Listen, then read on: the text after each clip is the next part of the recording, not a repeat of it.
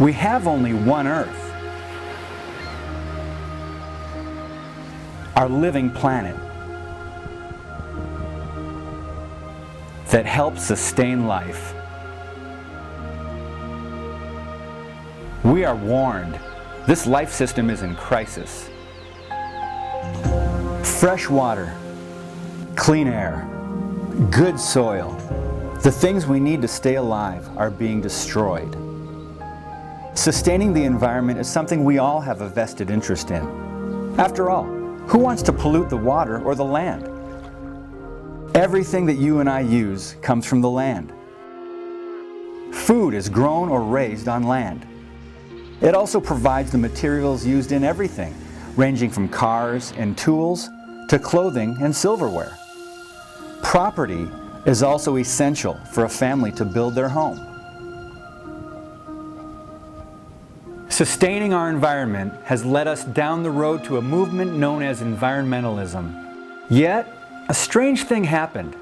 Environmentalism came to a fork in the road, and while the rhetoric took one route, the agenda took another.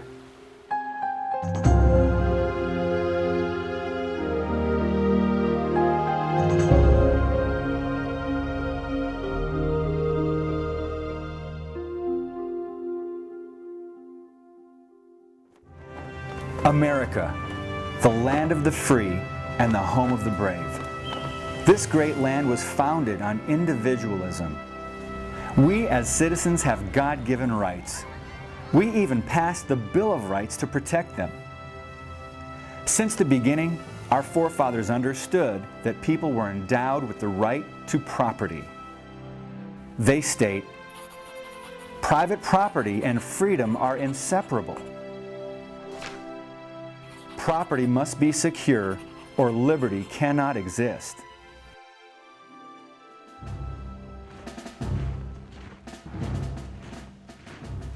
Our forefathers knew the dangers of big government and how it can threaten the rights of the people. They overthrew a government that told people what to do in critical aspects of their lives. For the first time in history, a document was created that protected the rights of citizens through limited government. We as Americans have the God-given rights to life, liberty, and the pursuit of happiness. For generations, Americans have fought to protect our great land and freedom. Today, the fight not only continues, but expands to many areas, including our environment.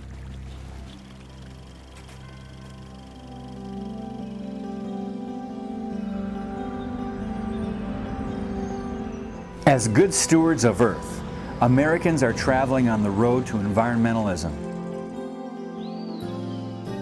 Recycling has been a common practice for most of human history.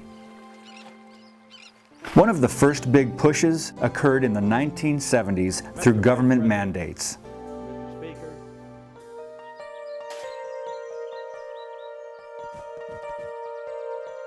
As time passed, environmental protection went from a local phenomenon to a worldwide movement. Saving planet Earth became a common goal. This goal took shape through the United Nations. Beginning in 1983, the United Nations asked the World Commission on Environment and Development, also called the Brundtland Commission, to propose long-term strategies for achieving sustainable development by the year 2000 and beyond. By 1987, in the name of preserving the food supply and clean water, sustainable development was introduced. Director General of the World Health Organization and Vice President of Socialist Internationale, Gro Harlem Brundtland, led a commission that released a report called Our Common Future. In it, they defined sustainable development as development that meets the needs of the present without compromising the ability of future generations to meet their own needs. It sounds like something we can all support. After all, who doesn't want to preserve the land for future generations so they can have clean water and plant and reap their harvests? As sustainable development took shape, other issues within the UN progressed.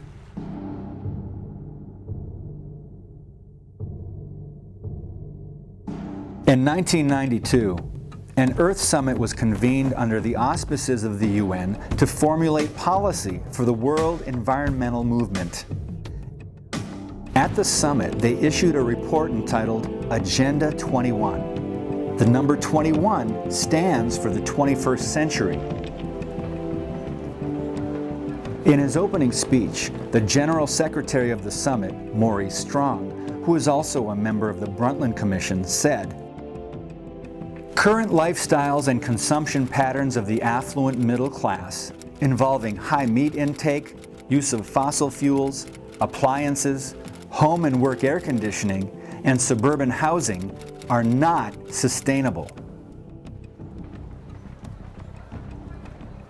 It sounds as if sustainable development is taking on an agenda that can possibly curtail one's eating habits, the ability to drive using any type of vehicle, and even limiting one's ability to own a home in the suburbs.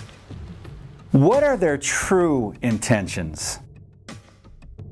At the conclusion of the Earth Summit, in the euphoria of the moment, Agenda 21 was signed by 178 world leaders, including President George H.W. Bush. Since then, subsequent events have led American leaders, including Presidents Clinton and Obama, to sign further agreements and executive orders implementing Agenda 21.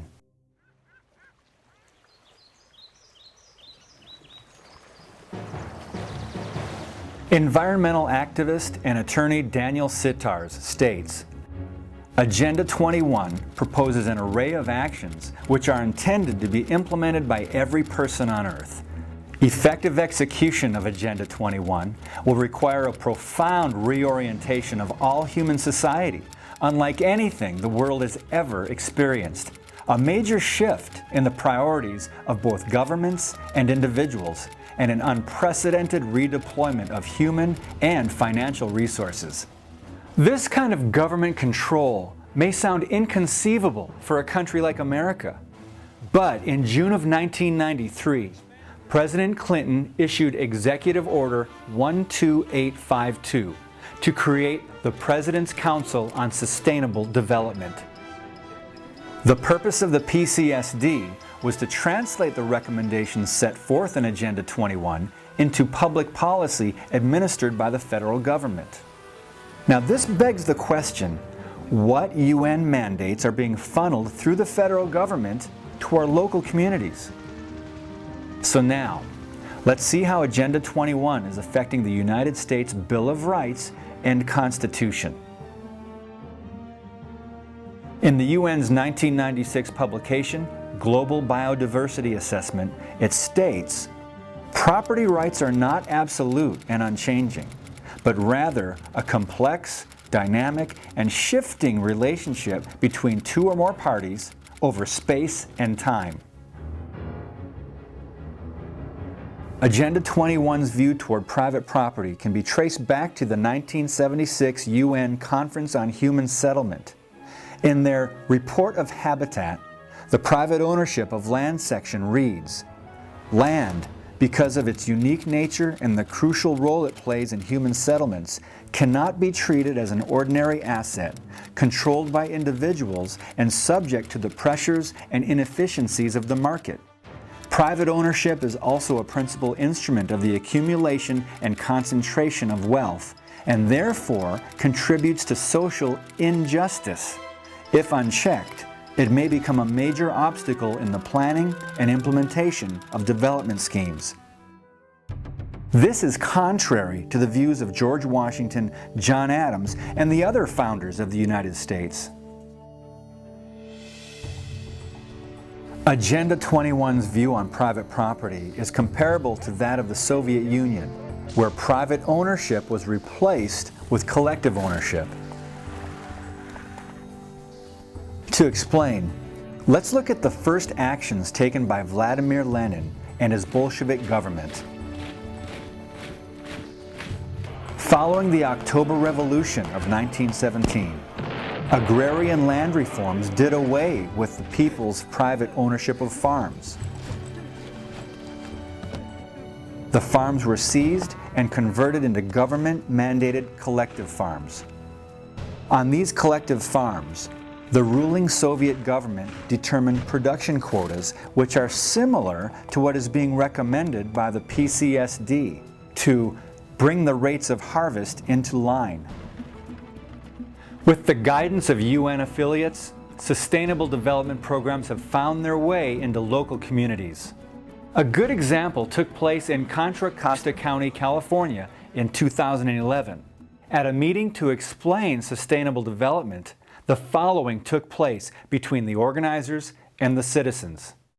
An attendee did not understand what was meant by preserving open space. So open space is sort of defined as anything that does not currently have development on it. So it would be defined as agricultural areas or natural areas that don't have urban development on them, either industrial, commercial, or housing. Are you talking about government open space, or are you talking about private open space? People's private property, like eminent domain? It's both. Both? After much confusion from the citizens, a woman stated, Private property, that's part of our constitutional values for people to have and be able to do whatever they want with their own private property. And for us to sit here and say they can't use their own property and you're calling it open space is somebody's private property. these types of meetings lead to more questions than answers. What are the true intentions of sustainable development? Private property rights are only one aspect of sustainable development. It affects an even more fundamental aspect of life, life itself. Let's look at the Chinese Communist government and its one-child policy. Just like marriage in China, there are numerous hurdles to overcome before permission is granted. For a Chinese couple to have a child, they have to get a birth license. In order for the couple to get a license, they have to go through a procedure that runs through local Communist Party functionaries. Without a birth license, no hospital or doctor can treat the mother or the child before, during, or after the birth. The Chinese are required to inform the authorities of any illegal birth. In short, the Chinese government is in complete control.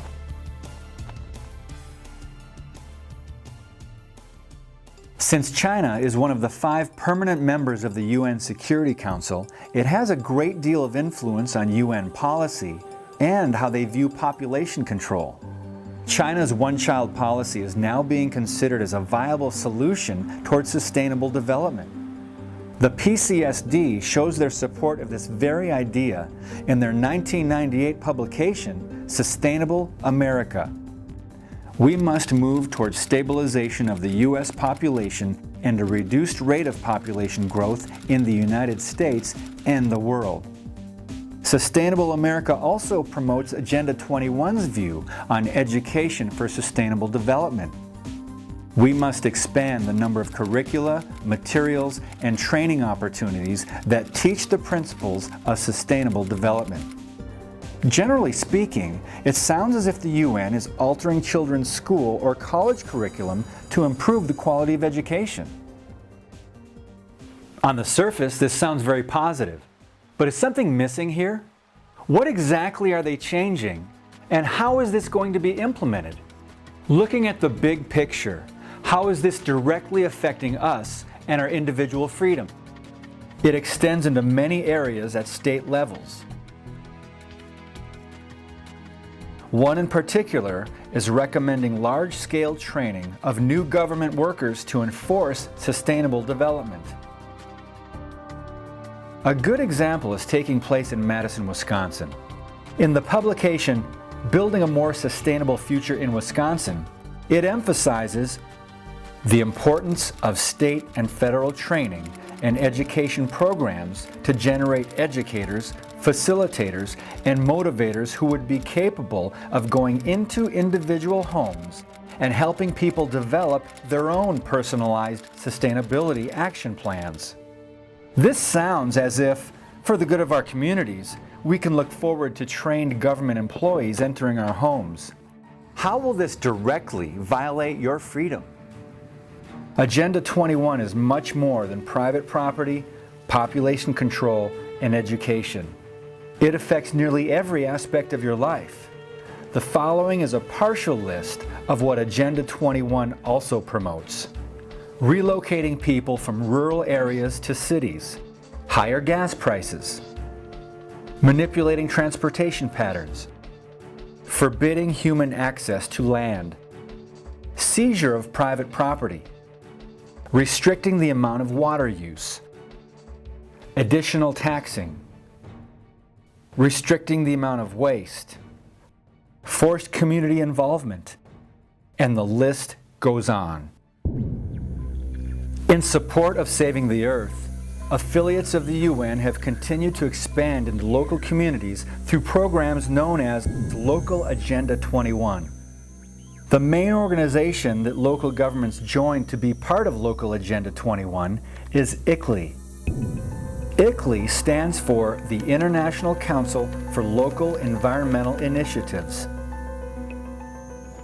Founded in 1990, it was established when more than 200 local governments from 43 countries convened at its inaugural conference at the UN.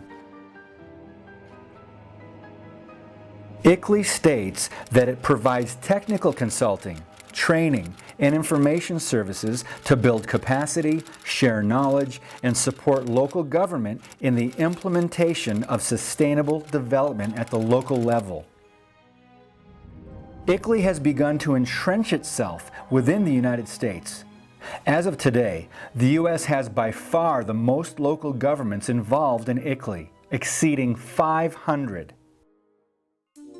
In 3 clicks, you can find out if your community is a member of ICLEI, the UN affiliate. Go to ICLEI.org. On the top menu bar of the website, click on Members. On the left side of the column, click on Global Members. Here, you will see countries listed alphabetically.